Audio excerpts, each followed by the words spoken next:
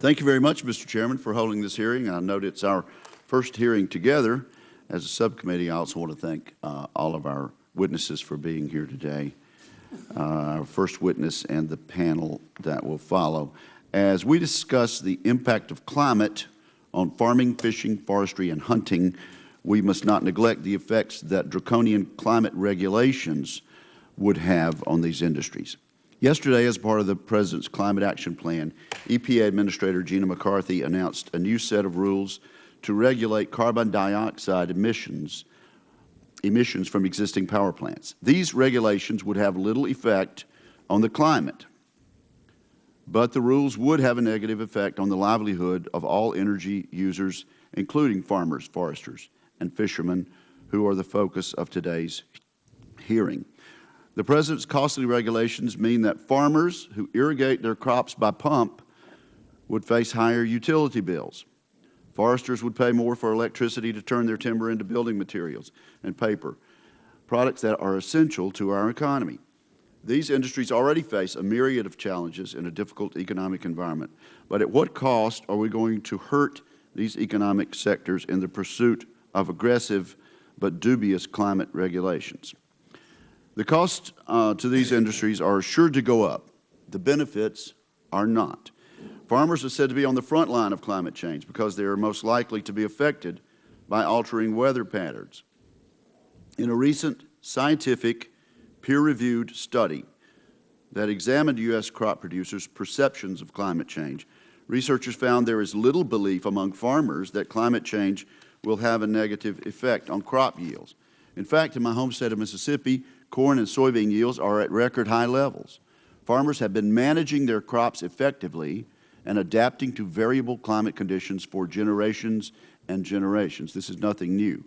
Unfortunately, this generation will now have to cope with higher electricity costs because of questionable climate regulations.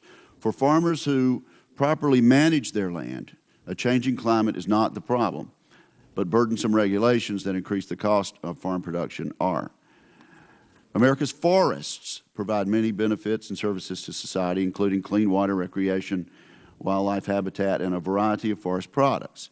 Need we be reminded that carbon dioxide is required for photosynthesis, the process by which these forests use sunlight to grow? Plants tend to grow better under conditions of higher CO2 levels. Scientists have dubbed this effect CO2 fertilization. The economic impact of our forests must not be overlooked. Forestry in Mississippi is a $14 billion industry and supports more than 63,000 full and part-time jobs. Healthy, productive, and well-managed forests cover more than 60% of my home state.